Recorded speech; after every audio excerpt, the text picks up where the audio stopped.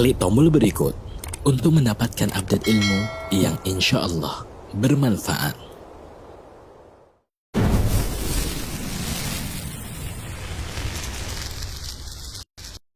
Samasi, it's different.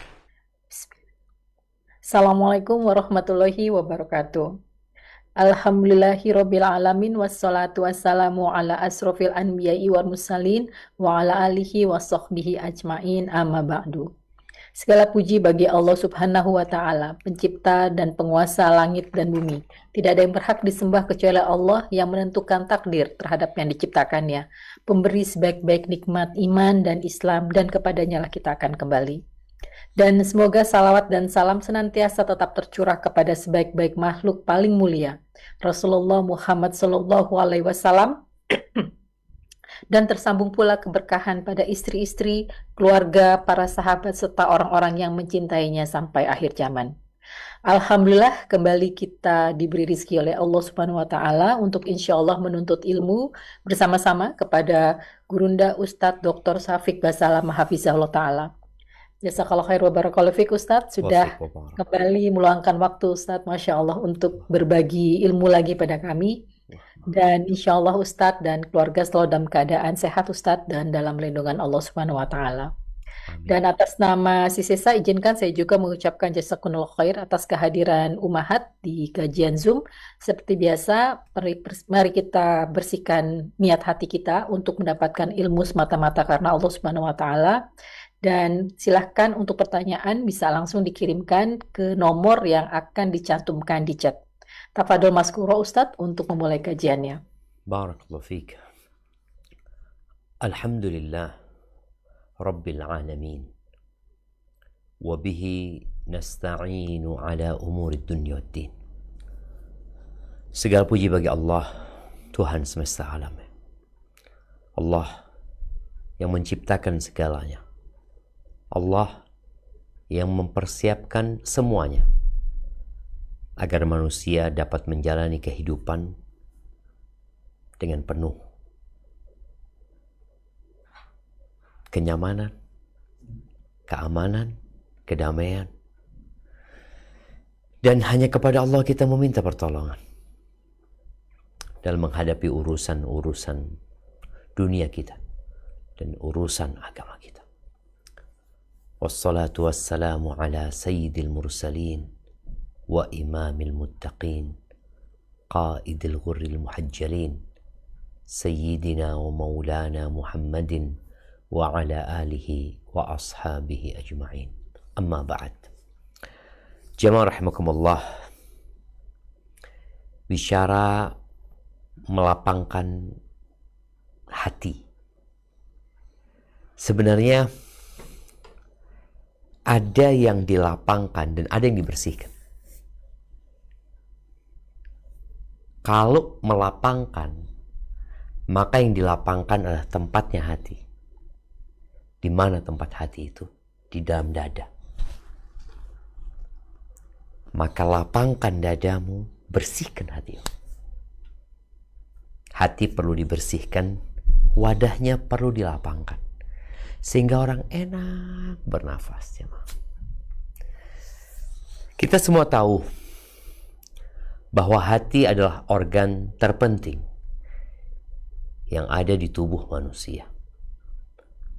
Bahkan kita tahu hati ini, al-qalbu, adalah jantung. Yang mungkin diterjemahkan dalam bahasa Indonesia, al-qalbu itu dengan hati. Padahal sebenarnya yang namanya hati, orang selalu mengatakan hati, ya jantung itu. Kita punya hati, liver, tapi yang kita maksud adalah jantung. Ahibati fillah, karena jantung ini menjadi sentral untuk semuanya. Maka tatkala orang tidak menjaga hatinya, tatkala hatinya ya kotor, dadanya sempit. Makanya kalau kita lihat ya, orang yang sakit jantung itu susah bernafas. Semoga Allah jaga kita dari penyakit jantung ini ya. Tapi orang-orang yang atau dokter yang menjelaskan tentang serangan jantung itu seperti orang yang ditindih oleh beban yang begitu beratnya sehingga keringat dingin keluar dari tubuhnya sebesar jagung-jagung dan dia sulit untuk bernafas. Itu masalahnya di jantungnya. Tapi wadah jantung itu, dada itu terasa sempit.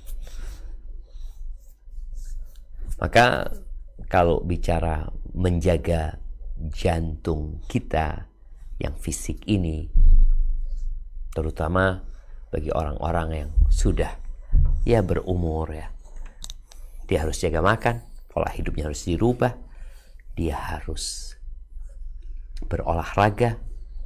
Kemudian kalau udah sakit, dia harus mengkonsumsi obat dan harus melakukan cek bulanan ke rumah sakit, ke dokter. Bagaimana dengan hati kita? Apa yang seharusnya kita lakukan? Rasul sallallahu alaihi wasallam mengatakan, "Ala inna fil jasadi mudghah. Idza saluhat saluha sairu amali." Di dalam tubuh itu ada satu organ. Kalau dia baik, semuanya jadi baik. Kalau dia buruk, rusak, maka semuanya rusak. Semuanya rusak. Apa organ itu? Al-qalbu. Ahibati fillah. Kadangkala dada kita terasa sempit ya.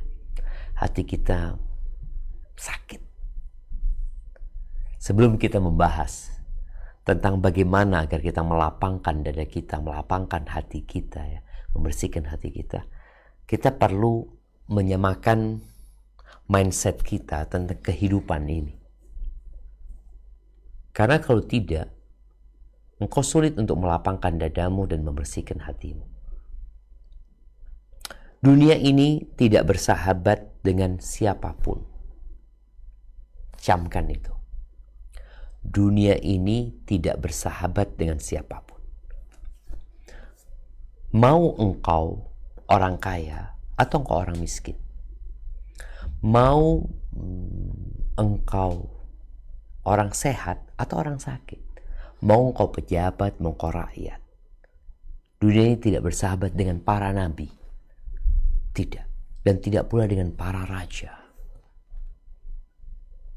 Karena ada ungkapan, oh kalau orang kaya selesai, semua urusan jadi mudah, hidupnya tenang dan damai. Enggak. Masalahnya ada di hati. Boleh jadi ada orang-orang kaya yang kotor hatinya, sempit dadanya, padahal semua dia milikin. Gara-gara apa? Gara-gara isi hatinya nggak benar. Dia sendiri yang buat itu. Maka ingat, dunia ini tidak bersahabat dengan siapapun. Kita tahu Nabi Ayub alaihi salam, Allah berikan kepada beliau bala. Kita tahu Nabi Nuh alaihi salam 950 tahun berdakwah, istrinya bikin sakit hati, anaknya nggak nurut. Nabi Lut juga seperti itu. Hadhihi dunya. Nabi Ibrahim alaihissalam menghadapi orang tuanya. Nah, Nabi Yusuf menghadapi abang-abangnya. Hadhihi dunya gitu. Kita yang bisa melapangkan dada kita dan membersihkan hati kita untuk menghadapi segala hal yang sudah disiapkan oleh Sang Pencipta untuk menghadang perjalanan hidup kita. Allah menjadikan kehidupan ini ujian, jemaah. Ujian. Akan ada perbuatan yang menoreh luka. Akan ada kata yang meninggalkan duka. Ada prasangka yang membuat derita. Menjadikan dada sesak. Membuat hati sakit. Dan mengalirkan air mata. Boleh menangis, boleh. Di antara cara supaya dada kita jadi lapang ya, hati kita jadi nggak sakit, itu menangis. Dikatakan, wallahu a'lam ya, ada urat yang menyambung antara air mata dengan jantung. Ketika orang sedang sempit, sedang kesulitan, ya, sedang kesusahan, kemudian dia meneteskan air mata, maka jangan dilarang orang itu untuk nangis. Dikatakan kalau ada anak nangis, anak kecil nangis, jangan dibiarkan dia nangis. Biar lapang dadanya. Biarkan. Soalnya kalau enggak, akan jadi penyakit. Makanya orang-orang yang terkena musibah enggak dilarang menangis. Enggak. Tafadhol menangis. Yang dilarang itu adalah teriak-teriak, meratapi, ya.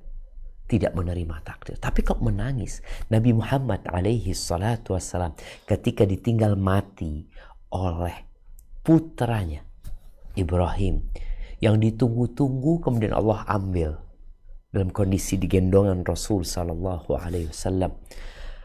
Beliau meneteskan air mata sampai Abdurrahman bin Auf bertanya, "Wa anta ya Rasulullah, engkau juga menangis ya Rasulullah?"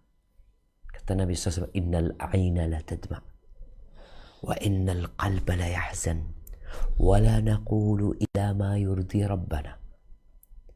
Sesungguhnya mata meneteskan air. Kenapa? Hati bersedih. Tadi untuk melapangkan hatinya, meneteskan air mata. Tapi, kata Nabi SAW, kita nggak boleh berucap kecuali yang diridhain Allah Azza wa Jalla. Ahibati fillah. Di surat Al-Hijr ayat 97 sampai 99. Allah menceritakan bagaimana perjuangan Nabi SAW dan menyampaikan agama Allah ini yang membuat hati beliau menjadi sakit, dada beliau menjadi sesak, ya, menyempit dada beliau alaihissalam. Allah tahu itu. Dengan apa? Dengan ucapan-ucapan orang, perbuatan orang. Gimana ya? Ketika ada orang yang mengatakan engkau penyihir loh, engkau dukun loh, kemudian diviralkan di mana-mana, diviralkan. Semua orang, anak-anak, kemudian dewasa, tua, laki, wanita, mereka mengucapkan ucapan yang sama tentang kita. Padahal kita nggak kayak gitu. Dan itu dikatakan kepada Nabi kita Muhammad alaihissalam. Ditebarkan berita bahwa beliau adalah orang gila. Difitnah sebagai pembohong, dukun.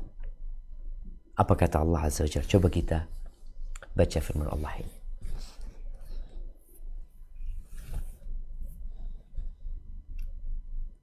أعوذ بالله من الشيطان الرجيم بسم الله الرحمن الرحيم ولقد نعلم أنك يضيق صدرك بما يقولون Sadruka.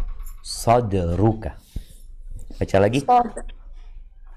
ولقد نعلم أنك يضيق صدرك بما يقولون. Dan kami sungguh-sungguh mengetahui bahwa dadamu menjadi sempit disebabkan apa yang mereka ucapkan. Fasabbih bihamdi rabbika wa kum minas sajidin. Maka bertasbihlah dengan memuji Tuhanmu dan jadilah kamu di antara orang-orang yang bersujud sholat. Wa'bud rabbaka hatta ya'tiyakal yaqin. Dan sembahlah Tuhanmu sampai datang kepadamu yang diyakini ajal. Barakallahu fiik. Kita lihat jemaah. Allah Azza wa Jalla mengetahui bahwa perbuatan kaumnya membuat dada beliau menjadi sempit. Tapi itulah realita kehidupan. Kita akan menghadapi orang-orang yang menyakiti kita, orang-orang yang gak suka sama kita, orang-orang yang menfitnah kita. Yang terkadang juga, kitalah menjadi penyebab dada menjadi sempit karena dosa-dosa kita. Karena kecintaan kita kepada dunia. Karena kita terlalu berharap kepada makhluk. Karena kita berpaling dari aturan Allah Azza wa Jalla. Tapi boleh jadi penyebabnya orang lain. Ujian buat kita. Allah sengaja menjadikan itu terjadi sebagai ujian buat hambanya. Maka Allah katakan kepada Nabi SAW, fasabbih bihamdi rabbik, bertasbihlah engkau. Ini kalau bicara amalan apa yang membuat kita dapat melapangkan hati dan dada kita, memperbanyak tasbih. Hari ini berapa kali kau bertasbih? Subhanallah wa bihamdihi, Subhanallahil azim. Kita lihat kenapa kita diperintahkan ketika ruku membaca subhanallah, ketika sujud membaca subhanallah. Di pagi dan di waktu petang subhanallah. Setiap selesai sholat subhanallah, subhanallah, subhanallah, subhanallah, subhanallah, subhan. Ketika engkau mengatakan subhanallah, maha suci Allah, yang salah aku, gitu loh. Semua petaka itu datang karena aku. Maha suci Allah. Kemudian kita mengatakan alhamdulillah, alhamdulillah, alhamdulillah. Karena fasabbih bihamdi rabbika, bertasbihlah memuji Tuhanmu. Alhamdulillah, alhamdulillah. Banyak nikmat Allah. Kenapa engkau harus bikin dadamu sempit? Banyak nikmat Allah Azza wa Jalla. Kita nggak bisa ngontrol orang untuk seperti yang kita inginkan. Yang kita bisa lakukan adalah tadi, melapangkan dada kita. Sulit bagi kita membuat orang lain untuk diam berbicara yang menyakiti. Tapi kita bisa membuat hati kita lapang dengan bertasbih muji Allah Azza wa Jalla. Wa kun minas sajidin, dan jadilah orang-orang yang terus sujud, gitu loh. Apapun masalahmu, sebesar apapun, ya Allah jemaah. Anak kadang-kala kalau sudah punya masalah, lalu Anda dengar azan, Allahu Akbar, Allahu Akbar. Aduh, kecil buat Allah, remeh semuanya. Cuma kita yang menjauh dari Allah Azza wa Jalla, yang menyebabkan dada kita jadi sempit. Wa kun minas sajidin. Jadilah orang yang terus sujud bersama orang-orang yang sujud itu. Dan beribadahlah sampai kapan? Sampai mati. Jadi jangan berharap mereka berhenti menyakiti kita. Ya kita berharaplah, berdoa, Ustaz minta afiah, betul. Tapi kita nggak bisa membuat mereka berhenti.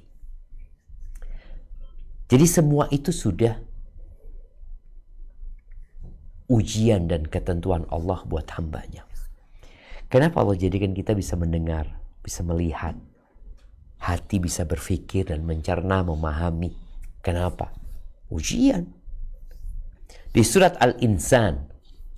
Surat Al-Insan ini surat yang dianjurkan kita membacanya ketika sholat subuh di hari Jumat di rakaat kedua.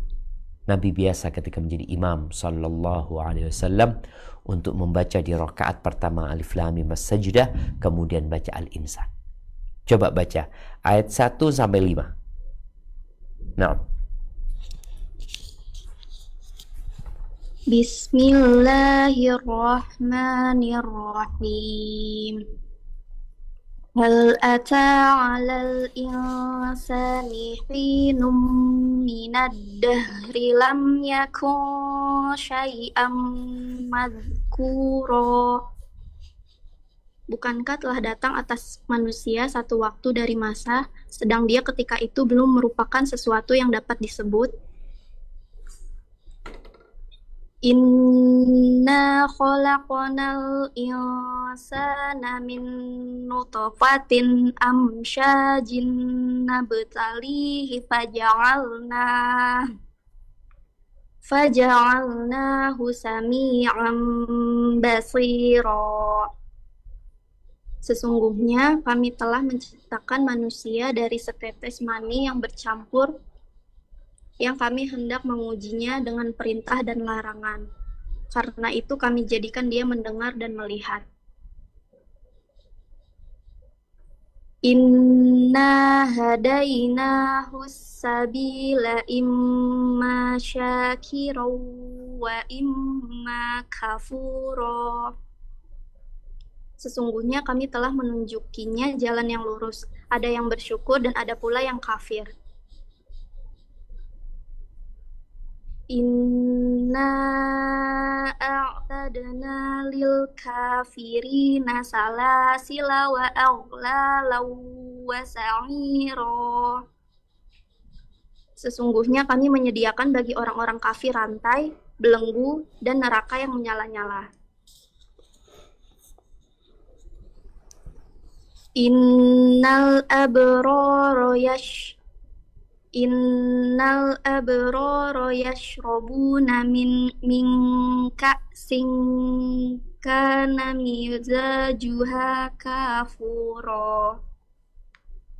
Sesungguhnya orang-orang yang berbuat kebajikan minum dari gelas berisi minuman yang campurannya adalah air kafur. Barakallahu fiik. Kita dulu nggak ada. Kemudian kita ada. Allah berikan semua fasilitas kepada kita. Allah jadikan dunia tempat ujian. Adapun balasan dari apa yang kita lakukan. Bukan di dunia. Tapi nanti ketika dunia ini kita tinggalkan. Tatkala semuanya akan rata dengan tanah. Tatkala semua yang dibangun oleh manusia tidak lagi terlihat.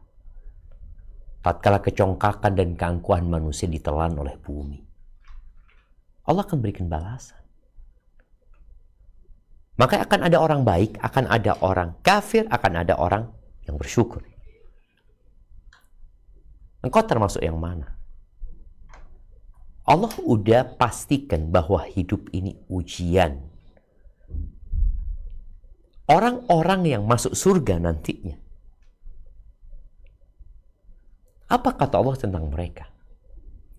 Bagaimana sebenarnya mereka menjalani kehidupan ini? Kok akhirnya mereka bisa sampai surga gitu loh. Gimana sih caranya? Allah sebutkan di ayat 12. Di ayat 12. Apa kata Allah di ayat 12? Dari surat Al-Insan yang tadi kita baca. Nah. Bismillahirrahmanirrahim. Wajazahum bima sabaru jannatan wa harira. Dan dia memberi balasan kepada mereka karena kesabaran mereka dengan surga dan pakaian sutra. Tuh lihat. Karena kesabaran mereka, Allah berikan balasan. Kita perlu sabar. Melaksanakan perintah Allah. Menjauhi larangannya. Dan bersabar terhadap cobaan-cobaan takdir yang tidak kita senangi. Ya kita perlu bersabar. Dalam berinteraksi dengan manusia, Allah subhanahu wa ta'ala berfirman di surat Al-Furqan ayat 20. Karena kita mendapatkan orang yang karakternya beda sama kita, ya, mungkin strata sosial juga beda. Gimana sih kita bergaul sama mereka? Bagaimana seorang menantu bisa berlapang dada menghadapi mertuanya yang mungkin dia tidak seperti yang dia harapkan. Sebaliknya, bagaimana seorang mertua menghadapi menantu yang kurang pandai bersyukur. Bagaimana seorang suami bisa berlapang dadanya mendapati istri yang mungkin ya seperti itu karakter dia. Bagaimana seorang istri berlapang dada menghadapi suami ya mungkin gak ideal, tapi itu suaminya, itu bapak anak-anaknya. Apa yang harus dia lakukan? Ya kudu sabar. Di situ engkau akan merasakan kedamaian ketika mindsetmu sudah berubah bahwa aku hidup untuk diuji, bukan untuk bersenang-senang gitu.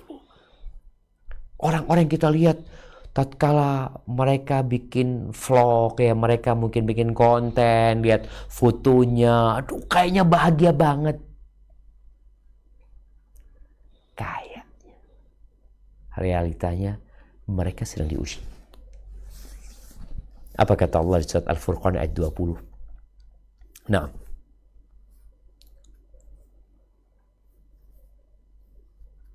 Bismillahirrahmanirrahim. Wa ma أرسلنا قبلك من المرسلين إلا إنهم ليأكلون الطعام ويمشون في الأسواق وجعلنا بعضكم لبعض فتنة أتصبرون.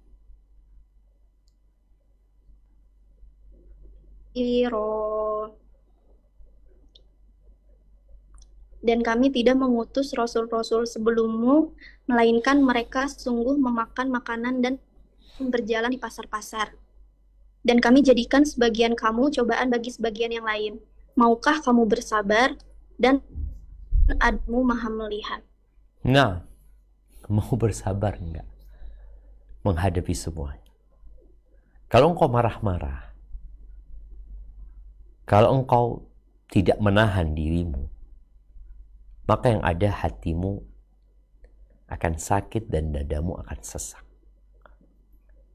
Para nabi bekerja. Nabi Musa alaihissalam bagaimana menghadapi Fir'aun.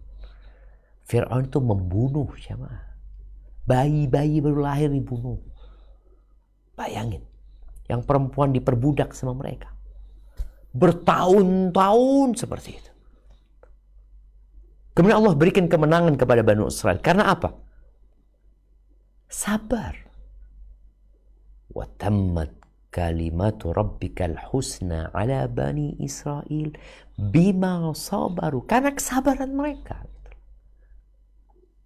Dan Nabi SAW mengatakan, وَمَنْ يَتَصَبَّرْ يُصَبِّرْهُ اللَّهِ. Barang siapa yang berusaha untuk menyabarkan dirinya, Allah akan jadikan dia penyabar. Allah akan jadikan dia penyabar. Ada kan orang yang, ana ini memang seperti ini orangnya Ustaz. Ana ini mudah emosi, ana ini mudah marah, anak-anak. Loh. Engkau tahu dirimu bermasalah. Maka obatin. Salah satu caranya berusaha untuk menyabarkan diri. Penghuni surga itu Allah katakan wal kadhiminal ghaidh. Mereka adalah orang-orang yang menahan emosinya. Bukan mereka nggak marah, mereka marah. Namanya orang disakiti. Cuma mereka tahan emosinya.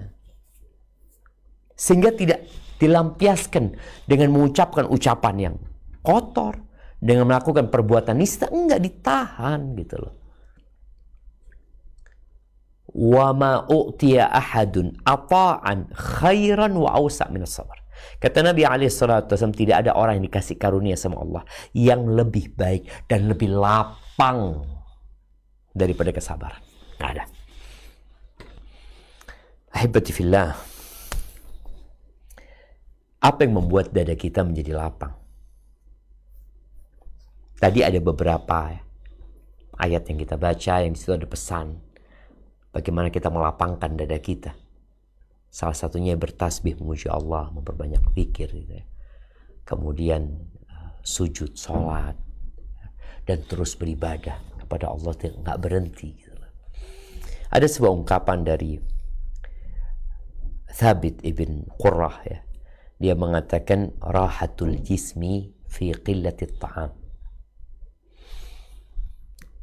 Rahatnya tubuh, enaknya badan itu dengan sedikit makan. Orang kan berpikir dengan makan banyak, tambah enak. Enggak. Kok kepingin sehat, kepingin nyaman, enteng badannya, makannya dikit. Tapi tetap 4 sehat 5 sempurna. Tapi jangan berlebih-lebihan tuh. Warahatur ruh fi qillatil atham. Dan rahatnya, keenakannya ruh kita, hati kita itu dengan sedikit dosa. Ditinggalkan dosa gitu loh. Yang ketiga, warahatul lisan. Dan rahatnya lisan kita ada di qillatil kalam. Ngomong yang sedikit. Jangan banyak ngomong. Ahibati fillah. Ada beberapa amalan yang perlu dilakukan ya agar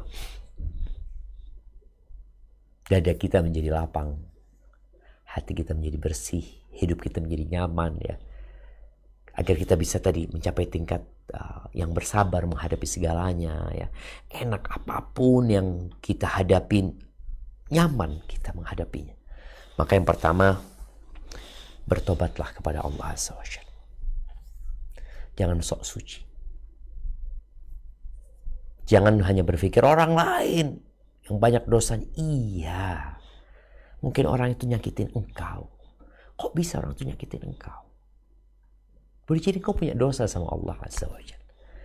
Dan kita tahu dosa, kemaksiatan di hati itu seperti racun di tubuh kita. Kalau racun itu tidak membunuh, maka dia akan membuat tubuh itu jadi lemah. Ketika tubuh itu jadi lemah, dia akhirnya nggak bisa menghadapi penyakit-penyakit yang ada.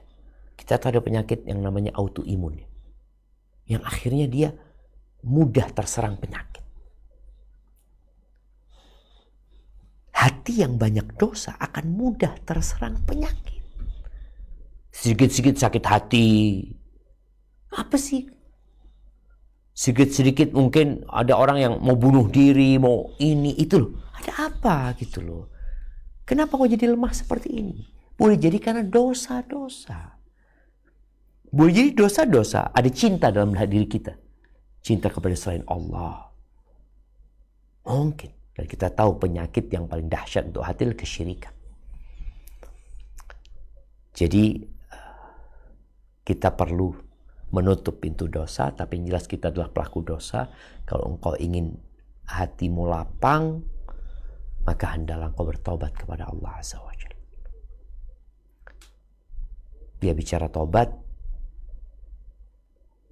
syaratnya kita tahu semua. Menyesali, meninggalkan, bertekad untuk tidak mengulangi. Kalau ada urusan dengan hamba-hamba Allah yang lainnya, maka selesaikan urusan itu. Selesaikan. Orang yang punya utang, dia dadanya disempit. Apalagi kalau dia gak niat bayar. Ada orang-orang yang berhutang gak niat bayar. Kemudian ditagih, lari sana, lari sini, ya, menghilang, kabur. Dada dia akan sempit dan kehinaan akan meliputi diri dia. Tapi ketika dia melunasi utangnya, mengembalikan hak orang lain, langsung plong. Pernah kata, ya Allah, plong, anak udah selesai urusan. Anak punya utang sama fulan gitu ya. Anak pernah ngambil dulu hartanya fulan, nguasain hartanya fulan. Ketika dikembalikan semua, plong. Betul. Tapi yang kedua, memperbanyak istighfar. Setelah kita bertobat, udah, istighfar jangan berhenti. Nabi SAW mengatakan kepada para sahabatnya, Ayuhan nas, tubu ilallah wastaghfiru. Wahai umat manusia, bertobatlah kalian dan beristighfar. Istighfar itu ucapan astaghfirullahaladzim, astaghfirullah wa atubu ilaih, atau sayyidul istighfar, atau apa saja yang mengandung di mana hamba memohon ampun kepada Allah Azza wa Jalla. Fa inni atubu ilallah wa astaghfiru fil yawm akthar min 70 marrah. Aku, kata Nabi alaihi salatu wassalam, dalam sehari beristighfar dan bertobat itu lebih 70 kali. Nabi alaihi salatu wassalam. Kadangkala hati itu memang ada awannya, ada yang menutupin, ada yang membuat dia sempit. Udah perbanyak istighfar. Kau bertobat dari dosa-dosa yang kau kerjakan, lalu perbanyak istighfar. Dan dalam sebuah hadis disebutkan, man lazimal istighfar, barang siapa yang terus-terusan istighfar, ja'alallahu lahu min kulli hammin faraja. Allah akan jadikan dari setiap ham, kecemasan dia, solusi. Allah akan jadikan dia ada jalan keluarnya. Wa min kulli dhiqin makhraja, dari segala hal yang sempit jalan keluar. Wa razaqahu min haitsu la yahtasib, dan akan dikasih rezeki dari arah yang tidak disangka-sangka. Kemudian yang ketiga adalah mentauhidkan Allah Azza wa Jalla. Membersihkan hati dari segala ketergantungan kepada selain Allah. memperbaharui la ilaha illallah yang kita baca terus ya. Syarat-syarat dan rukunnya dipenuhi. Orang-orang yang melakukan kesyirikan adalah orang-orang yang sempit dadanya. Walaupun dia tampaknya lapang dadanya karena senyuman di bibirnya menyebabkan orang lain tertipu. Enggak. Allah tidak menjadikan mereka orang-orang yang bahagia. Mereka adalah orang-orang yang menderita sebenarnya jemaah. Yang sempit dadanya. Maka bicara tauhid ini adalah sebab teragung untuk melapangkan dada. Iman. Yang namanya orang beriman dengan takdir Allah, dia beriman. Kita tahu rukun iman, an tu'mina billahi wa malaikatihi wa kutubihi wa rusulihi wal yaumil akhir wa tu'mina bil qadari khairihi wa syarri. Ketika seorang mukmin ini mentauhidkan Allah dan menyempurnakan rukun imannya, akan lapang dadanya. Ada banyak mungkin aturan-aturan Allah yang buat dia nggak nyaman, tapi dia beriman sama Allah. Aku yakin pasti ada hikmahnya. Ada petaka-petaka, musibah-musibah yang kau tidak menginginkan itu terjadi, tapi setiap pagi dan petang kau mengatakan raditu billahi rabba wa bil islami dina wa bi Muhammadin sallallahu alaihi wasallam nabiyya. Selesai. Aku ridha sama Allah sebagai Tuhanku. La ilaha illallah wahdahu la syarika lah, lahul mulku wa lahul hamd wa huwa ala kulli syai'in qadir. Makanya orang ketika terkena kesulitan, kesukaran dalam hidupnya yang menyebabkan dadanya sempit, lalu dia mengatakan Allah Rabbi la usyriku bihi syai'a. Allah Rabbi la usyriku bihi syai'a. Allah adalah Tuhanku. Aku tidak menyekutukan Allah dengan sesuatu apapun. Makanya Nabi Yunus alaihissalam, kalau kita bicara taubat, istighfar, tauhid ya, Nabi Yunus alaihissalam ketika beliau di perut ikan paus, apa yang beliau katakan? Di tempat yang sempit. Beliau nggak ngelihat cahaya, nggak ngelihat apa. Di dalam perut ikan, dibawa ke dasar lautan, di malam hari yang gelap gulita, beliau mengatakan la ilaha illa anta. Ini tauhid. Tiada yang berhak disembah kecuali Engkau ya Allah. Subhanak. Menyucikan Allah. Allah nggak salah. Nggak ada yang keliru dalam takdir Allah, nggak ada. Inni kuntu minadh dhalimin. Aku yang termasuk orang-orang zalim. Allah keluarkan dari perut ikan. Allah lapangkan dadanya. Yang keempat, ya, kembali kepada Allah Azza wa Jalla. Ya, dalam semua kesibukan kita mencari dunia, dalam interaksi kita dengan manusia, maka kembalilah kepada Allah Azza wa Jalla dengan terus beribadah. Tadi kita bicara sholat, ya, sujud, itu udah kembali sama Allah. Makanya Nabi SAW, idza hazabahu amrun fazi'a ila sholat. Kalau beliau dirudung sebuah permasalahan, beliau larikan ke sholat. Itu makna kembali kepada Allah Azza wa Jalla. Kenapa Allah jadikan kita dalam sehari semalam 5 kali kita harus balik?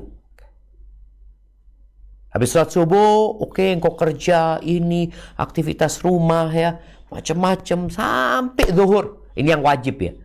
Belum orang yang kembali kepada Allah dengan sholat-sholat sunnah umpamanya. Ini yang wajib aja. 5 kali minimal. Namun di sini memang para wanita nggak bisa kadang-kala untuk sholat. Kenapa? Ya gimana Ustaz? Datang bulan, nifas. Maka tetap dia bisa kembali kepada Allah ya dengan yang lain. Dengan terus mendekatkan diri kepada Allah dengan ketaatan-ketaatan yang lain. Zuhur, habis gitu asar. Bentar lagi nih asar nih. Kita kajian bentar lagi asar. Hayya 'alas shalah, panggil lagi sholat. Nanti maghrib panggil lagi. Hayya 'alas shalah. Selesai maghrib, isya panggil lagi. Malam istirahat tidur baru bangun. Hayya 'alas shalah. Terus jamaah. Karena tadi bagaimana kita melapangkan dada kita. Mau tidak mau, kita harus kembali kepada Allah Azza wa Jalla. Yang kelima adalah cinta. Menumbuhkan cinta kepada Allah Azza wa Jalla. Ya, seorang yang dipenuhi cinta, maka dia akan merasakan sesuatu yang ajaib dalam diri. Kita sering mendengar ungkapan ya, demi cinta lautan ku seberangi, gunung ku daki. Gimana kalau antum cinta sama Allah Azza wa Jalla? Gimana? Allah itu yang memberikan segala-galanya. Allah itu yang maha baik sama kita. Yang menjadi penyakit adalah hubbud dunia. Cinta kepada dunia itu penyakit yang menyebabkan dadamu sempit karena cinta kepada dunia. Kau membandingkan hidupmu dengan orang yang lebih kaya, engkau melihat orang-orang yang lebih nyaman dari engkau, kemudian engkau berburuk sangka sama Allah. Padahal di antara tanda cinta Allah kepada hambanya, idza ahabballahu abdan ibtala. Kalau Allah cinta sama hambanya, dikasih bala sama Allah. Tapi kecintaan seorang kepada dunia membuat dia lupa kepada Allah Azza wa Jalla. Halal haram dia nggak ngurus, yang penting bagaimana dia mendapatkan harta yang dia pikir di sana ada kelapangan dada. Enggak. Maka lihat, cintamu ada di mana? Cinta kepada Allah, cinta kepada orang-orang yang dicintai Allah, cinta kepada amalan-amalan yang dicintai Allah, cinta sama orang-orang miskin. Kenapa? Oh, Allah cinta sama mereka gitu loh. Kita disuruh cinta sama orang-orang soleh. Kalau ternyata cintamu itu kepada artis-artis yang fasik, para pelaku dosa, bahkan dijadikan mereka ya sebagai teladannya, di kamarnya di print, ditaruh, di handphonenya ditaruh di sana, dia pandang orang-orang tersebut, nggak akan lapang dadamu dengan mereka. Ya, engkau mungkin merasakan sedikit kenyamanan, bentar. Habis itu hilang. Setelah cinta, maka memperbanyak zikrullah. Mengingat Allah Azza wa Jalla. Baik tadi dengan subhanallah, dengan zikir-zikir yang lainnya. Di antara zikir yang diajarkan Nabi SAW ya. Ini, di zikir ini mengandung semua. Yang tadi satu, kita bicara taubat. Kedua, istighfar ya. Ketiga, tauhid. Yang keempat, kembali kepada Allah. Yang kelima, mahabbatullah, cinta kepada. Yang keenam adalah selalu berzikir, mengingat Allah Subhanahu wa taala dalam semua kondisi. Kau mau naik motor, baca doa ya, mengingat Allah, memohon kepada Allah Azza wa Jalla. Ketika engkau di atas ranjangmu, tetap mengingat Allah. Di meja makan, mau masuk rumah, mau keluar rumah, mau masuk toilet, ingat sama Allah Azza wa Jalla. Pakai baju baru, ingat sama Allah. Buka baju, ingat sama Allah. Orang yang lalai, tidak mengingat Allah, atau sedikit dia mengingat Allah Azza wa Jalla, maka sesuai dengan sepadan, sesuai dengan zikrullah yang dia lakukan, maka seperti itu kelapangan dada yang akan dia dapatkan.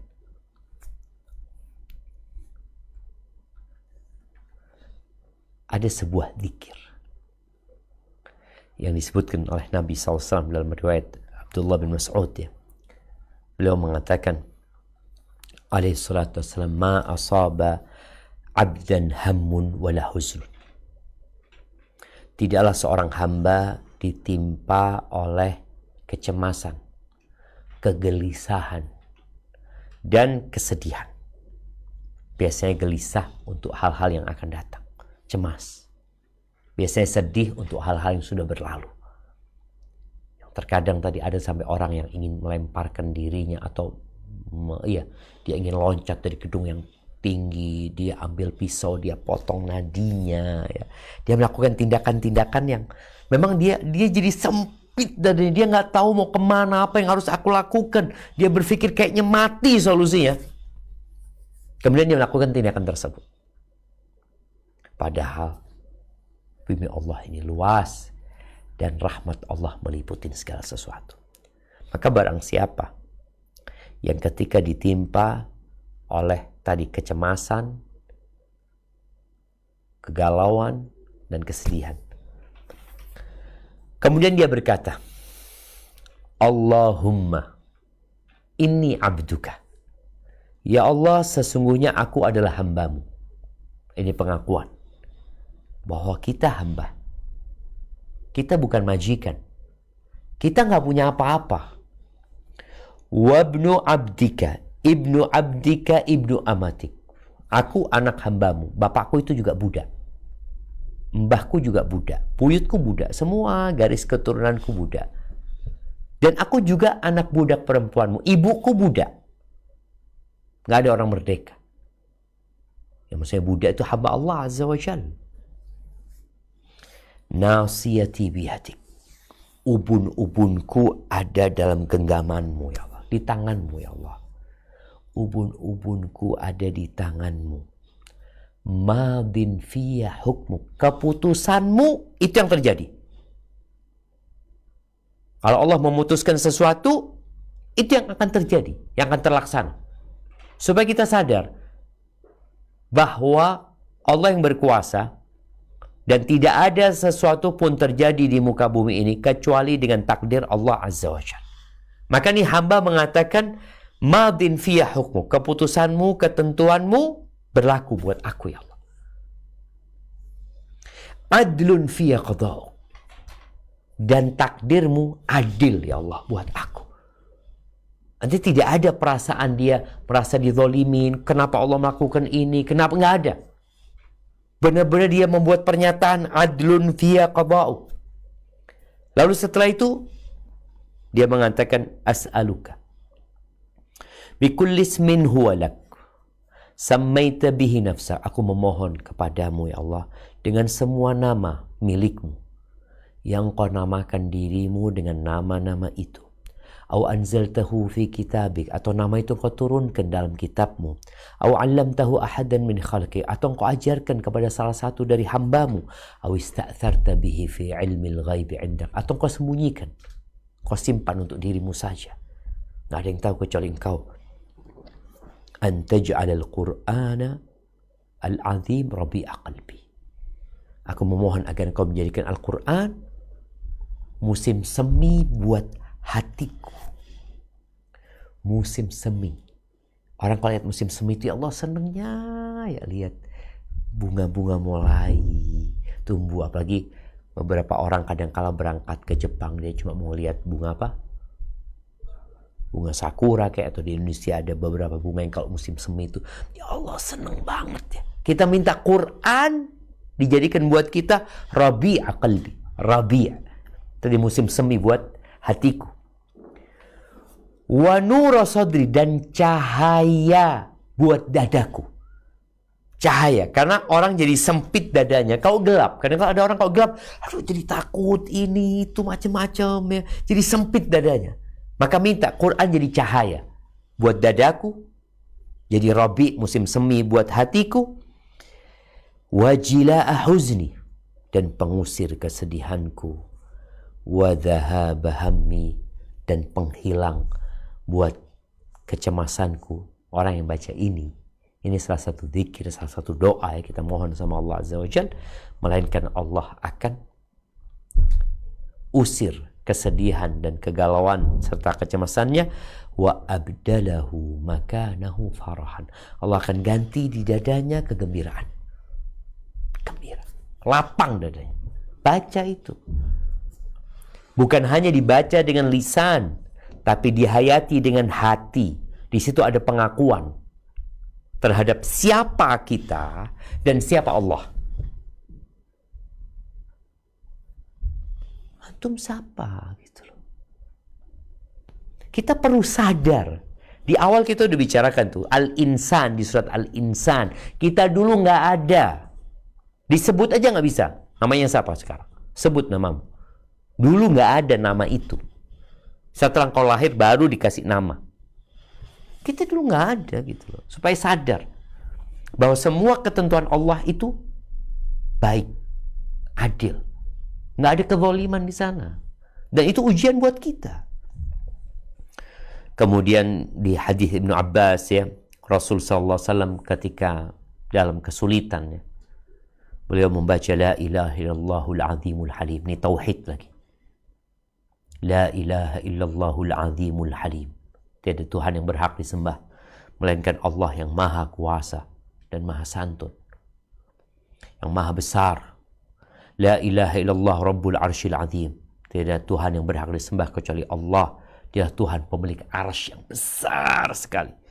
La ilaha illallah rabbus samawati wa rabbul ardi wa rabbul arsyil karim. Tiada Tuhan yang berhak disembah kecuali Allah. Dialah pemilik langit yang 7 lapis, pemilik bumi ini, pemilik arsy yang besar. Terus kok apa masalahmu gitu loh? Kok kembali kepada Allah? Ujian dunia ini memang. Kemudian ketujuh yang membuat orang itu jadi lapang dadanya, berbuat baik kepada orang lain, menolong orang lain. Itu juga membuat lapang hatimu. Baik itu dengan harta, dengan kedudukan, atau memberikan manfaat dengan tubuh kita, apa saja. Pokoknya kalau orang berbuat baik sama orang lain, itu jadi enak. Orang yang bakhil ya, orang yang bakhil itu seperti orang yang pakai baju besi. Setiap kali dia pakai baju besi, setiap kali dia menahan dari mengeluarkan harta, dia seperti tercekik, susah bernafas. Tapi ketika dia keluarkan hartanya, terus baju besi itu semakin besar, semakin menutupi dirimu, menyelamatkan dirimu. Tapi kalau engkau sulit untuk bersedekah, maka dadamu akan sempit. Ya, antum lihatlah bagaimana dampak dari berbuat baik dan menolong orang lain. Allah akan berikan kemudahan, kemurahan, kelapangan. Yang kedelapan, ya kita harus mengeluarkan dari hati kita yang membuat sempitnya dada kita. Apa gitu loh. Contoh nih ya, ruangan ini. Ketika di ruangan ini Anda kasih kasur, Anda kasih treadmill, terus Anda bawa kulkas, Anda bawa semua, Anda masukin barang-barang ke sini, ya sempit Anda jadinya. Jadi ada hal-hal yang nggak boleh kita masukkan ke hati. Keluarin. Ini bikin sempit, ini bikin sempit dada Anda. Seperti tadi. Ruangan yang kita tahu, ruangan itu terbatas, jangan kita masukin semuanya. Apalagi yang hanya akan menoreh luka di hati kita. Udah keluarin. Hasad, keluarkan dari hati kita. Iri, dengki, keluarkan dari hati kita. Suudzon sama orang, ya. Keluarkan, udah. Kenapa sih Ana harus suudzon sama orang? Kenapa Ana harus ngurusin urusan orang sih? Kenapa gitu loh?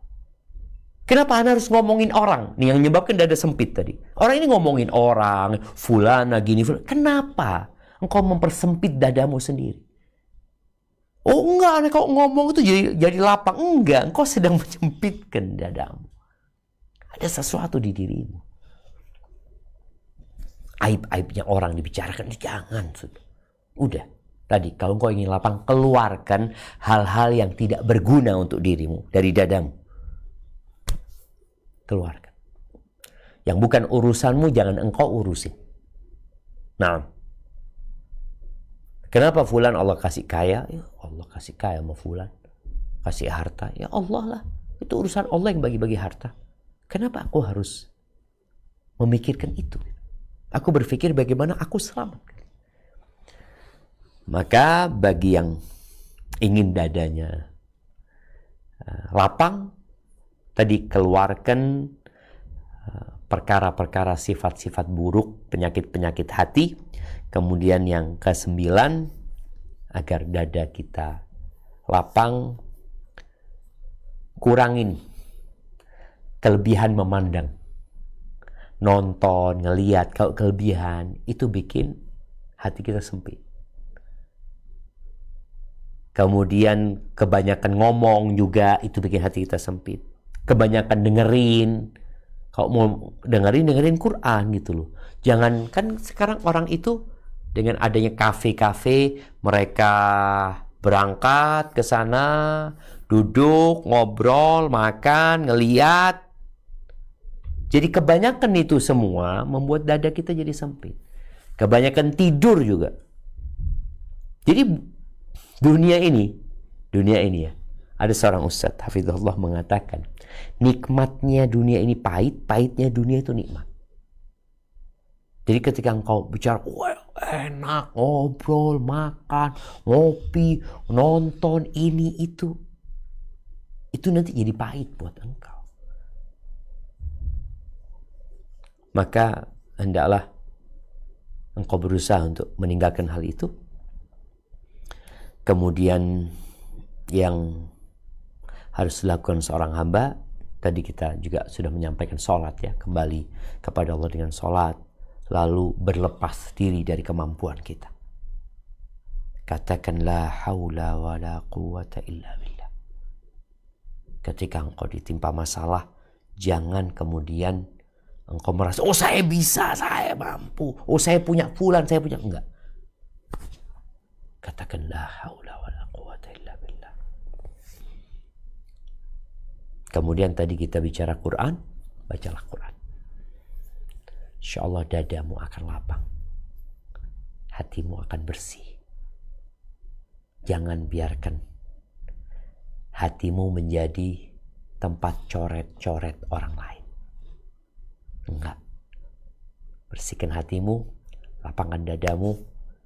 Engkau berhak hidup bahagia. Engkau berhak. Enggak perlu engkau kemudian harus tenggelam dalam kesedihan, dalam kecemasan, dalam kekhawatiran yang sejatinya engkau tahu semua sudah ditakdirkan oleh Allah Subhanahu wa taala. Barakallahu fiik. Itu mungkin yang dapat Anda sampaikan, kurang lebihnya mohon maaf. Mungkin kita masuk ke sesi tanya jawab. Anda kembalikan ke host kita, jazakallahu khair. Jazakallahu khair wa barakallahu fiik Ustadz atas kajian dengan topik yang sangat menarik Ustadz. Masya Allah banyak sekali pertanyaan masuk. Izin untuk membacakan pertanyaan pertama Ustadz. Bismillah Ustadz, saya sudah pernah membaca penjelasan tentang ini, tapi afwan mohon bisa dijelaskan lagi Ustadz, karena saya masih sulit membedakan bagaimana kita tahu bahwa saat sesuatu yang tidak menyenangkan atau musibah datang, itu adalah hukuman karena Allah murka atau karena Allah sayang untuk menaikkan tingkat. Jadi beberapa pertanyaan terkait itu Ustadz. Jadi apakah memang ini adalah suatu ujian atau supaya bisa ini adalah merupakan satu hukuman Ustadz? Tafadhol Ustadz. Masya Allah, barakallahu fiik. Naam ahibati fillah. Kadangkala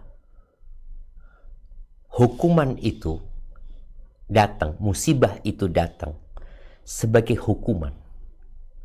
Yang hukuman itu sebagai penghapus dosa. Ketika dihapuskan dosa orang ini dan dia bersabar menghadapinya, insya Allah diangkat derajatnya. Jadi terkadang menyatu antara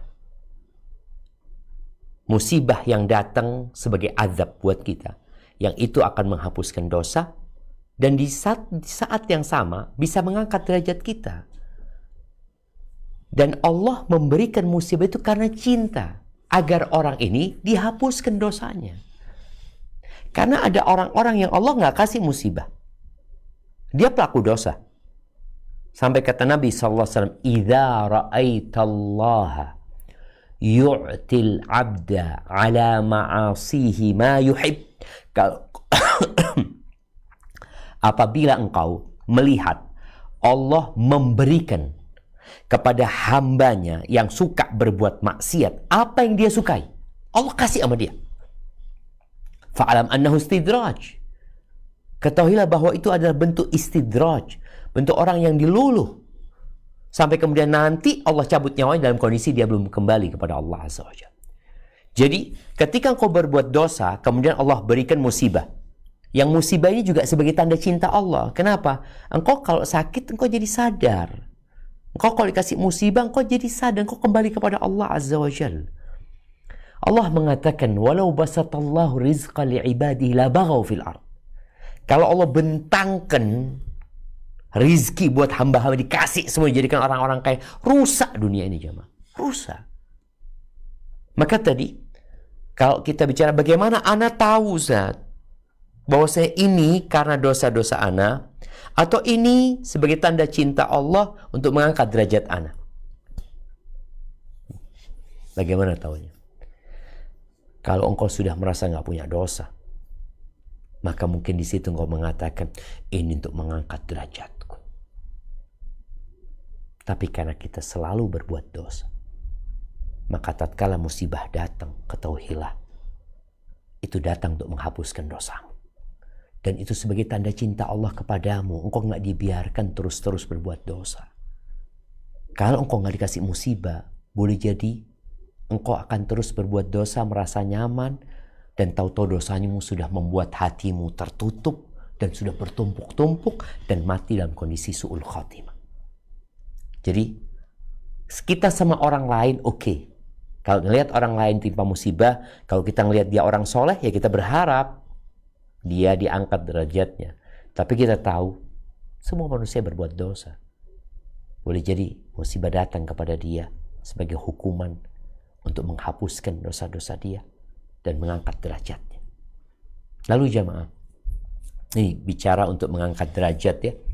Ujian untuk mengangkat derajat. Yang kadang-kadang berbarengan untuk menghapuskan dosa dan mengangkat derajat. Idza sabaqat lil abdi manzilatun 'inda Allah fil jannah atau yaumil qiyamah. Apabila seorang hamba sudah ditetapkan kedudukannya di surga, ada derajat yang tinggi, yang amalannya nggak cukup amalannya, maka Allah akan kasih balak dia di tubuhnya, di hartanya, di keluarganya, yang dengan dia bersabar dia akan mencapai tingkatan itu.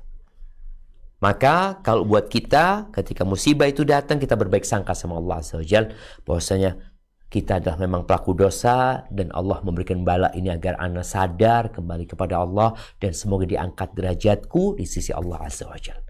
Tapi kalau ada orang lain, ya kita katakan semoga Allah mengangkat derajatmu. Kalau dia orang soleh, itu juga nggak boleh suudzon sama orang. Ini orang kasih musibah terus ya, kayaknya pelaku dosa itu. Nabi Ayub alaihissalam lalu dikasih penyakit seperti itu. Bukan karena dosa, tapi karena Allah memberikan ujian untuk mengangkat derajatnya. Nabi kita Muhammad alaihissalam ditinggal mati istrinya, ditinggal mati anaknya.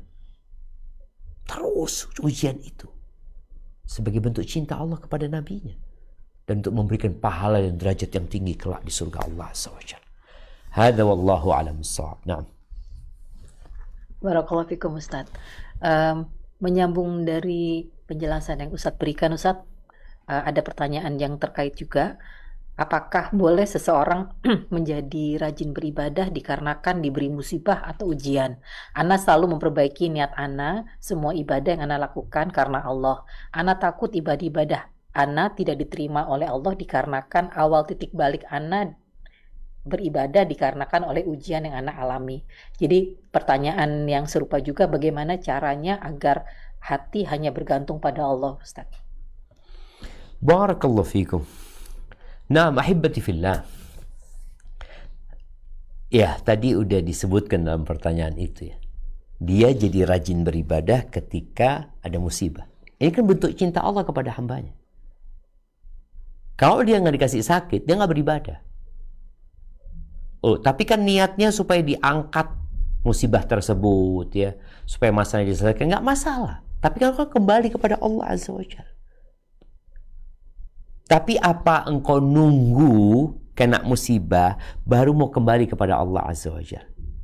Ada kondisi di mana orang ketika terkena musibah, dia subhanallah, dia bisa beribadah dengan menangis.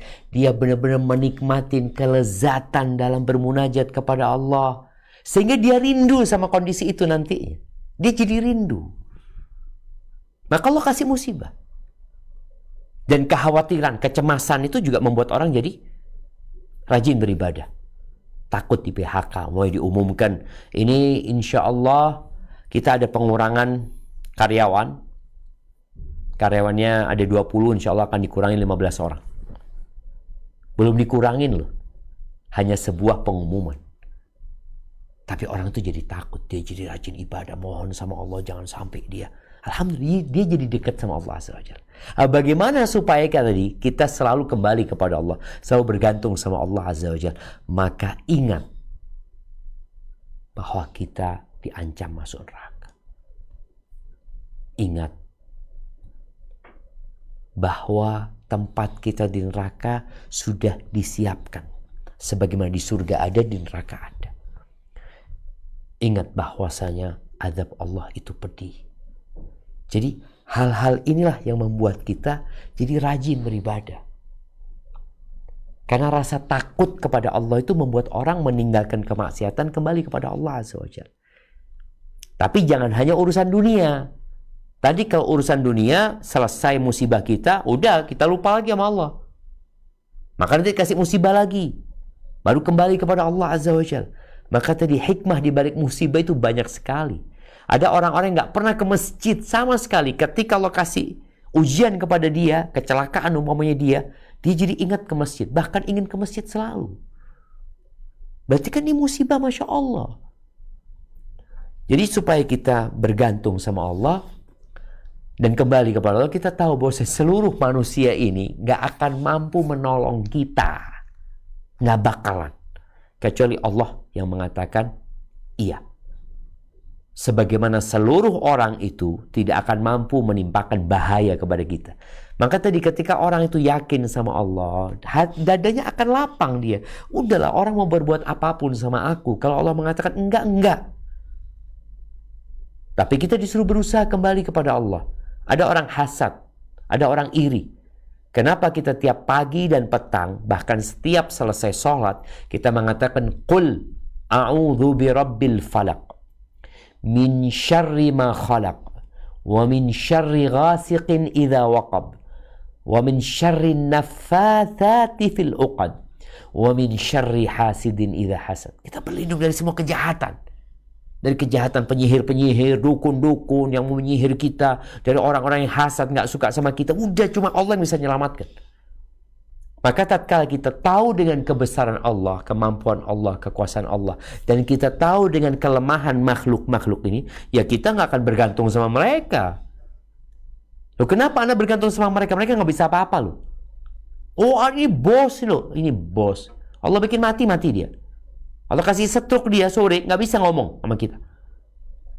Maka dengan mengenal Allah dan mengenal hambanya, dan mengenal diri kita, kita akan tahu kemana kita berserah diri dan kepada siapa kita bersandar dan bergantung. Hadza wallahu a'lam bissawab. Nah. Jazakallah khair Ustaz. Pertanyaan berikutnya Ustaz. Assalamualaikum warahmatullahi wabarakatuh. Waalaikumsalam warahmatullahi wabarakatuh. Ustaz selalu dalam lindungan Allah Subhanahu wa taala. Allahumma amin. Ustaz, saya merasa terlalu sering di tempat cobaan-cobaan bertubi-tubi sampai saya merasa kebal dan tidak bisa menangis lagi. Rasanya nam atau mati rasa dan bilang ke Allah, terserah Allah, kalaupun saya harus mati saat ini silakan. Apakah ini berarti lapang dada? Kok rasanya tetap tidak nyaman Ustadz? Ibadah saya juga tetap saya lakukan tapi tetap biasa saja. Ini juga yang serupa Ustadz, jadi berlapang dada apakah sama dengan tidak peduli atau cuek Ustaz? Masya Allah, barakallahu fikum. Iya, berkaitan dengan seorang yang dikasih musibah dengan silih berganti, kemudian udah kebal dia dengan musibah tersebut ya. Boleh jadi dia nggak bersyukur sama Allah. Jadi orang ini merasa aku dapat musibah terus. Sehingga dia ibadah pun biasa aja, terserah Allah. Seakan-akan Allah nggak berbuat baik sama dia. Maka tolong kau bercermin. Ada banyak nikmat yang Allah berikan kepadamu. Dan boleh jadi musibah terus diberikan kepadamu karena engkau nggak sadar-sadar gitu loh. Bahwa ada banyak nikmat. Wa in ta'uddu ni'matallahi la tuhsuha.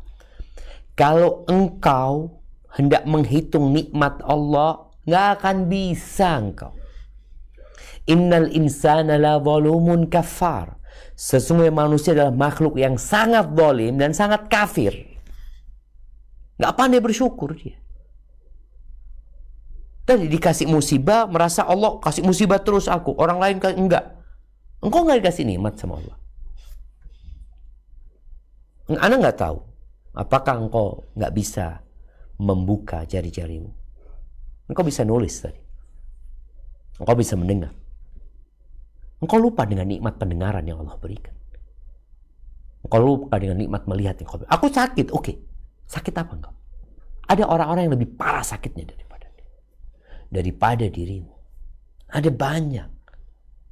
Maka tadi ungkapan musibah silih berganti seakan-akan terserah Allah. Loh, Allah nggak ngasih nikmat. Nggak ada nikmat yang Allah berikan kepadamu sehingga aku berpikir semua hidupmu adalah musibah. Maka tolong sadari, nikmat harta itu lebih rendah daripada nikmat sehat. Nikmat sehat itu lebih tinggi daripada harta ya. Kemudian nikmat aman itu lebih tinggi daripada nikmat sehat. Dan nikmat iman. Kau masih beriman dikasih sama Allah. Nggak dicabut tuh iman. Allah menyesatkan siapa yang Allah kehendaki. Dan Allah memberikan hidayah kepada siapa yang Allah kehendaki. Maka tadi, hendaklah engkau bertobat. Kita udah sampaikan tadi. Bagaimana supaya dadamu lapang. Hatimu tidak sempit. Bertobat engkau. Beristighfar. Ucapkan la ilaha illallah. Baca zikir tadi. Kembali kepada Allah. Salat. Ingat Allah maha baik jemaah. Berbuat baiklah kepada orang. Boleh jadi engkau gak banyak kebaikanmu sama orang. Kau tidak memberikan manfaat kepada orang lain. Kau hanya memikirkan dirimu sendiri. Dan berpikir gak ada nikmat yang Allah berikan kepadamu. Adapun bicara berlapang dada itu apakah bermakna cuek ya? Ya dalam bergaul sama manusia. Di antara makna berlapang dada itu, ya boleh jadi cuek. Masa bodoh. Artinya suami istri nih. Nggak semuanya dia masukkan ke hati gitu. Karena tadi kita bicarakan, ada hal-hal yang kita masukkan ke hati. Kita jadi sakit hati. Jadi sempit. Udah nggak usah. Sampai dikatakan, 90% dari akhlak mulia itu taghaful, cuek. Artinya, acuh tak acuh ya. Masa bodoh, ada hal-hal yang tidak perlu dimasukkan ke hati. Ada orang mungkin ngomong ya sesuatu yang kemudian ya kalau kita nggak masukkan ke hati biasa aja. Tapi kalau kita pikir kayaknya yang dia maksudkan ana, berapa banyak orang yang baca status kawannya kemudian dia nggak cuek sama status itu, dia sakit hati. Ini kayaknya fulannya yang dimaksud ana, ini itu. Enggak lah. Ini dalam bergaul dengan manusia tadi cuek itu. Terhadap hal-hal yang memang bisa dicuekin. Masa bodoh dengan perkara-perkara yang memang kalau kita masukin ke hati akan bikin sempit dada kita. Udah, nggak usah diurusin. Makanya para istri tadi, ada hal-hal yang perlu dia cuekin dari suaminya. Para suami juga sama. Ada perkara-perkara yang masa bodoh lah. Nggak semuanya harus diurusin gitu loh. Nggak semua omongan harus disidang. Enggak. Ada perkara-perkara, mungkin dia salah ngomong. Mungkin dia niatnya ini. Mungkin dia ini. Itu udah. Seperti itu. Hadza wallahu a'lam bishawab. Nah. Barakallahu fikum Ustaz.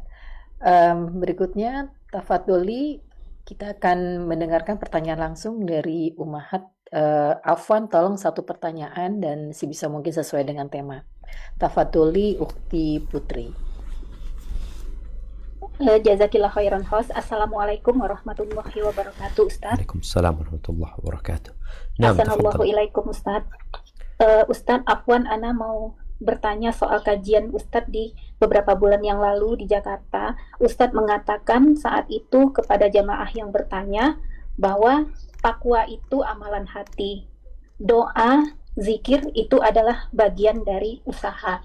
Jadi Ustadz menegaskan bahwa ketika seseorang yang tidak bisa berusaha secara fisik, Ustadz mengatakan bahwa cukup dengan doa dan zikir. Afwan Ustadz bisa dimurojaah kembali Ustadz nasihat tersebut. Jazakallahu khairan Ustadz. Assalamualaikum warahmatullahi wabarakatuh. Barakallahu fikum. Naam, jamaah rahimakumullah. Iya, ini berkaitan orang berpikir rizki itu harus dengan bekerja saja. Artinya satu-satunya jalan untuk mendapatkan rizki itu adalah bekerja. Bekerja itu dengan fisik kita, dengan akal kita, dengan pikiran kita. Oke. Itu menjadi salah satu cara mengais rezeki. Ada usaha. Tapi bukan hanya itu. maka bertakwa kepada Allah Azza wa Jal. Yang kalau bicara bertakwa itu adalah ya takwa hahuna, kata Nabi Sallallahu Alaihi Wasallam. Tapi perwujudan dari takwa itu dengan fisik kita dan lisan kita juga. Orang yang bertakwa kepada Allah Azza wa Jal, dia menjalankan perintah Allah dan menjauhi larangannya. Disuruh kerja, ya kerja orang itu. Disuruh ngais rezeki, berangkat. Itu termasuk takwa kepada Allah Azza wa Jal. Tapi takwa dengan menjauhi larangan-larangan Allah itu menjadi pintu rizki. Jadi ketika seorang istri kadangkala hidupnya sulit ya secara ekonomi atau suaminya, maka bantulah dia dengan bertakwa kepada Allah, dengan berzikir, dengan memperbanyak istighfar, yang akan dibuka pintu-pintu rizki dengan beristighfar, memohon kepada Allah Azza wa Jal. Dan kalau bicara tawakal ya, Anda nggak tahu tadi takwa yang maksud atau tawakal. Memang bicara takwa, Allah mengatakan waman yattaqillaha yaj'al lahu makhrajan. Barang siapa yang bertakwa kepada Allah, Allah akan kasih solusi. Wa yarzuqhu min haitsu la yahtasib. Allah akan kasih rezeki dari arah yang tidak disangka-sangka. Kemudian ayatnya berlanjut, wa may yatawakkal 'ala Allah fahuwa hasbuh. Barang siapa yang bertawakal kepada Allah, Allah akan mencukupinya. Allah akan mencukupinya. Makanya ketika orang bertawakal ya, tawakal itu amalan hati tadi. Tawakal, orang bertawakal ini yaitu dia percaya sama Allah dan menyerahkan kepada Allah Jalla Jalaluh. Allah akan kasih rizki seperti Allah memberikan rizki kepada burung. Burung tuh gak nyimpen makanan, dia juga gak tahu besok mau makan apa. Maka ini mungkin ada kaitannya dengan berlapang dada. Bagaimana kita melapangkan dada kita, itu dengan menyerahkan semua kepada Allah Azza wa Jal dan terus berzikir, mengingat Allah dan beristighfar, memohon ampun kepada Allah dan tidak berhenti berdoa. Karena sejatinya Allah nyuruh kita berdoa. Dan rizki itu ada dua, rizki yang dicari dan rizki yang mencari. Betapa sering kita hanya berpikir bahwasanya gaji kita itulah rizki kita. Kita lupa bahwasanya sehat kadang-kala datang kepada kita. Allah kasihkan sehat kepada kita, Allah kirimkan hadiah buat kita. Ada banyak pintu-pintu rizki yang mencari kita dan bukan kita yang mencarinya. Hadza wallahu a'lam bissawab. Nah. Jazakallah khair Ustaz. Berikutnya Afwan untuk satu pertanyaan juga, semoga bisa sesuai dengan tema. Ukhti Suci, tafadholi, satu pertanyaan. Jazakillah khairan, admin Sisesa. Assalamualaikum warahmatullahi wabarakatuh, Ustaz. Waalaikumsalam warahmatullahi wabarakatuh. Nah. Jadi begini Ustaz, jadi ketika kami menikah, saya sudah bekerja, suami saya juga bekerja, kemudian kami berhijrah, suami saya keluar dari perusahaan yang memang mengandung riswah, kemudian selama tidak bekerja itu selama 3 tahun itu yang mencukupi kebutuhan hidup itu saya sendiri Ustadz. Nah, saya tidak pernah menuntut suami saya untuk kamu harus segera cari kerja yang ini. Saya tidak pernah menuntut Ustadz, saya hanya berdoa. Tapi sekarang alhamdulillah suami saya sudah bekerja, tapi memang gajinya memang belum sebesar itu atau hanya cukup untuk memenuhi kebutuhan pokok saja, tapi belum bisa untuk yang makan sehari-hari, jadi masih dari gaji saya Ustadz. Nah, kemudian kemarin saya membaca salah satu ayat Allah yang menyuruh wanita itu untuk menetap di rumah. Nah, dari situ saya takut dimurka oleh Allah Ustadz kalau saya tuh melanggar perintah itu karena saya bekerja. Bagaimana nasihatnya Ustadz untuk saya? Apakah saya harus tetap bekerja membantu suami saya atau saya berzikir atau ada amalan lain untuk membantu perekonomian dari suami saya Ustadz? Jazakallah khairan Ustadz. Barakallahu fiik. Subhanallah jemaah. Ya, kita lihat tuh ada banyak hal dalam kehidupan dunia ini yang mungkin tidak sesuai dengan yang kita harapkan. Tapi tatkala kita menerima takdir Allah Azza wa Jalla, maka semua jadi indah. Abdullah bin Mas'ud yang penghasilannya nggak jelas. Istrinya Masya Allah punya penghasilan dari keterampilan dan kerajinan yang dia miliki. Yang Nabi SAW menyebutkan bahwa yang kau berikan kepada suamimu itu sodakohmu. Jadi sang istri ketika membantu suami untuk membiayai hal-hal yang menjadi kewajiban suami, jadi sodakoh istri kepada suaminya. Maka semoga Allah memberikan berkah buat ibu yang bertanya dan keluarganya dan kita semuanya. Adapun bicara Ada ayat yang di surat Al-Ahzab ya, di ayat 33, Allah itu memerintahkan memang waqarna fi buyutikunna, kepada para wanita, tinggallah kalian di rumah-rumah kalian. Kalau harus keluar, wala tabarrajna tabarrujal jahiliyatil ula. Kalau engkau harus keluar, maka jangan bersolek seperti bersoleknya orang jahiliyah. Artinya hukum asalnya perempuan itu di rumah. Tapi ketika dia keluar rumah karena ada keperluan dan kebutuhan yang menyebabkan dia keluar rumah, maka hendaklah dia menjaga busananya, menjaga penampilannya. Jangan sampai seperti orang jahiliyah. Jadi kalau dikatakan tadi ibu bekerja, maka lihat pekerjaan ibu. Apakah pekerjaan ibu bertentangan dengan syariat atau tidak? Yang kedua, selama ibu bisa menjaga aturan-aturan Allah dalam berpenampilan, dalam berinteraksi dengan orang, nggak ada masalah bekerja selama suaminya mengizinkan dan tidak ada kewajiban-kewajiban yang dia terlantarkan. Nggak ada masalah insya Allah. Kalau mungkin tadi bagaimana membantu suami, kan anak nggak harus bekerja. Iya, kadangkala ada orang yang memang tetap dia harus bekerja. Mungkin itu pintunya seperti itu. Tapi bantulah suami juga dengan memperbanyak istighfar ya, dengan bertawakal kepada Allah Azza wa Jalla ya, dengan berdoa yang tidak berhenti, memohon kepada Allah agar dibukakan pintu-pintu kebaikan. Jadi insya Allah buat ibu selama pekerjaannya halal dan bisa menjaga kehormatan dirinya di sana, menjaga aturan-aturan Allah, nggak ada masalah. Yang penting jangan melantarkan kewajiban-kewajibannya. Hadza wallahu a'lam bissawab. Barakallahu fiik Ustaz. Berikutnya saya bacakan kembali untuk pertanyaan yang masuk. Assalamualaikum warahmatullahi wabarakatuh Ustaz. Waalaikumsalam warahmatullahi wabarakatuh. Izin bertanya, bagaimana mengingatkan materi kajian Ustadz hari ini kepada orang tua kami? Karena ibu kami sudah berkali-kali operasi namun tidak kunjung membaik dan beliau juga tidak mau diingatkan atau dinasehati perkara agama, selalu marah sampai tantrum. Ini juga ada satu Ustadz yang terkait apakah memang kalau marah-marah, sering marah dan mudah emosi itu salah satu tanda bahwa hati kita tidak lapang Ustadz. Masya Allah, barakallahu fiik. Ya ahibati fillah, imanlah yang menyebabkan orang itu bisa menerima apa yang menimpa dia. Ridha dengan keputusan Allah Azza wa Jalla menyebabkan orang tenang dan nyaman hidupnya walaupun dia berada di atas ranjang pesakitan. Maka apa yang harus dilakukan anak menghadapi orang tua yang kadangkala sulit untuk dikasih nasihat ya? Ingatkan dia dengan nikmat-nikmat yang Allah berikan. Duduk sama orang tua, cerita sama orang tua. Kalau sama ibu ingat ibu dulu. Allah, ibu itu cantik, ibu itu gini, ibu itu gini, ibu itu gini. Bikin dia mengingat nikmat Allah Azza wa Jalla.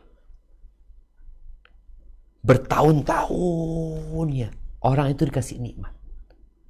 Kadangkala dengan musibah yang menimpa, akhirnya dia lupa dengan nikmat yang Allah berikan.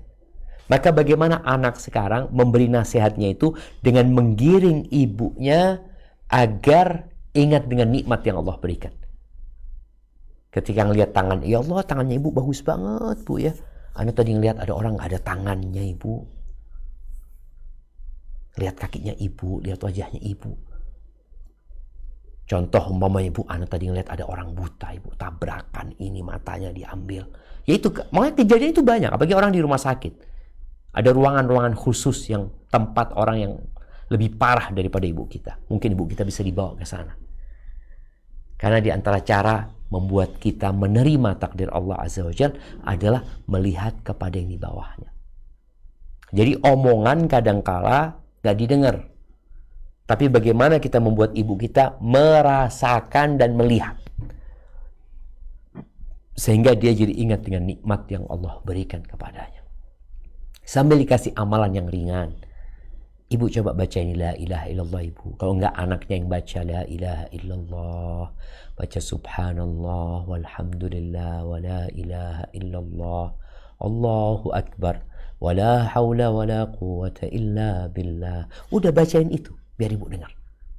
Maka semoga dengan seperti itu ya ibu bisa menerima ya dengan kondisi yang ada dan harapannya tatkala ajal datang menjemputnya ya, Allah matikan husnul khatimah.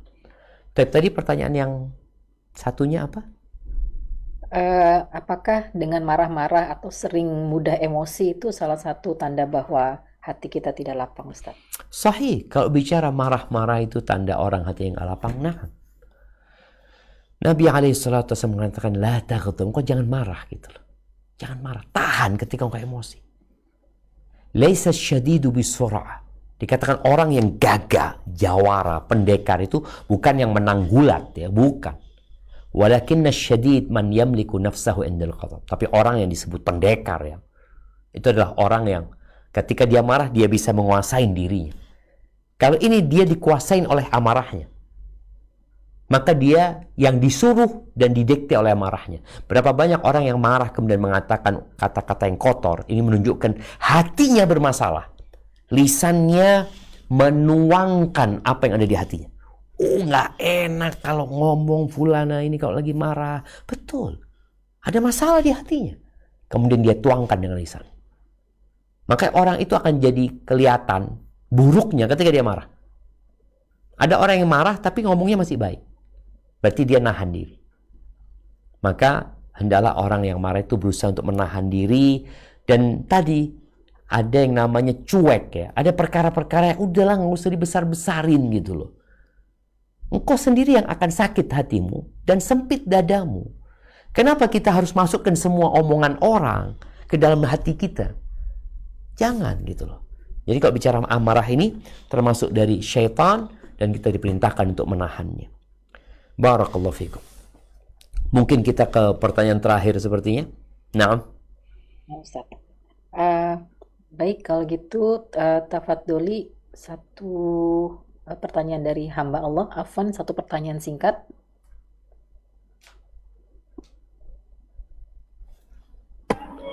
Assalamualaikum warahmatullahi wabarakatuh. Waalaikumsalam warahmatullahi wabarakatuh. Ustadz, saya mohon nasihat. Jadi saya baru mengetahui bahwa suami saya ini memperoleh warisan dari pihak ayah dan ibunya. Nah, warisan dari pihak ayah ini berupa rumah yang saat ini masih ditempati oleh adik dan kakak ipar saya. Sedang rumah warisan tersebut juga belum dibagi dengan pihak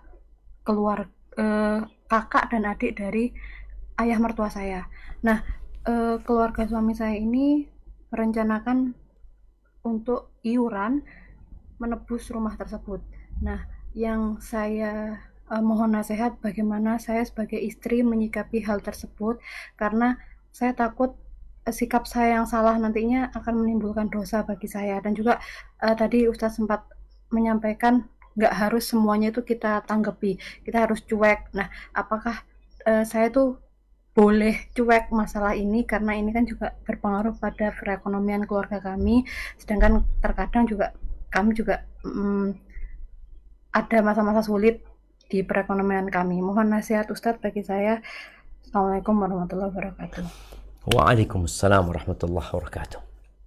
Nah, jadi buat istri, kalau suaminya minta pendapatnya, minta arahannya, bermusyawarah, silahkan. Anti boleh memberikan masukan kepada suami. Tapi kalau suami enggak usah ikut-ikut. Nggak usah ikut-ikut. Doakan aja suami. Apalagi ini kan tadi warisan dari keluarga suami. Soalnya kalau kita ikut serta dalam sesuatu yang memang bukan urusan ana gitu loh. Ini warisan suami, ini harta keluarganya suami. Ya udah, anti memberikan dukungan kepada dia berupa menyemangatin dia untuk bersabar ya, menyemangatin dia untuk ridho dengan takdir Allah. Jadi bukan malah dorong dia untuk tadi kan anti katakan kita punya masalah ekonomi, akhirnya anti berusaha dorong suami ini itu, enggak. Jadi usahakan dalam masalah yang seperti ini, para istri, apabila urusannya urusan suami dengan keluarganya dan dia tidak diminta untuk hadir, maka fokus dengan tugas dia sebagai istri, fokus dengan apa yang harus dia kerjakan.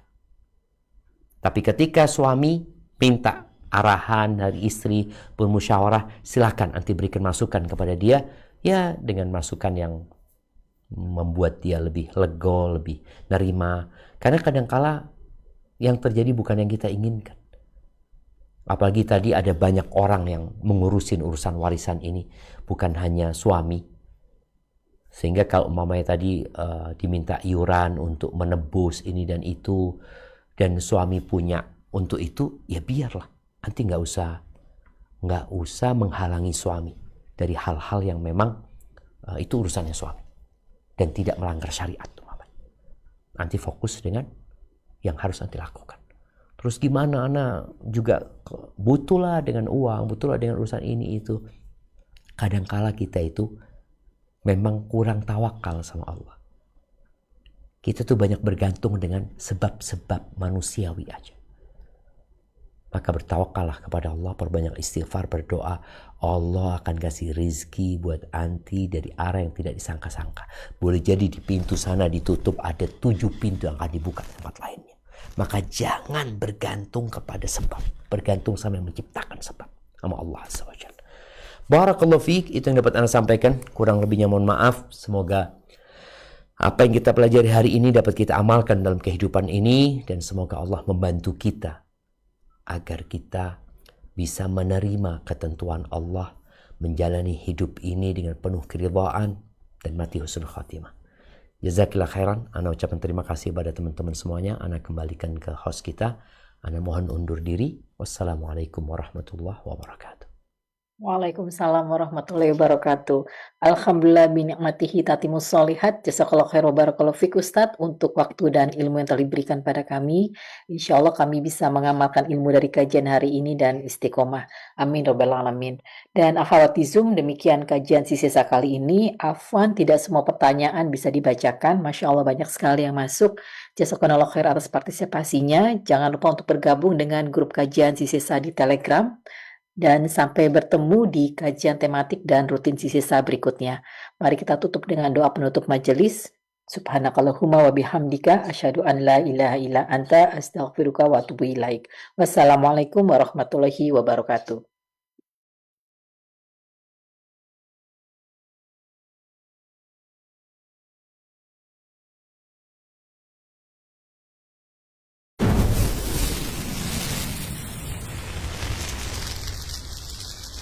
Samase, it's different.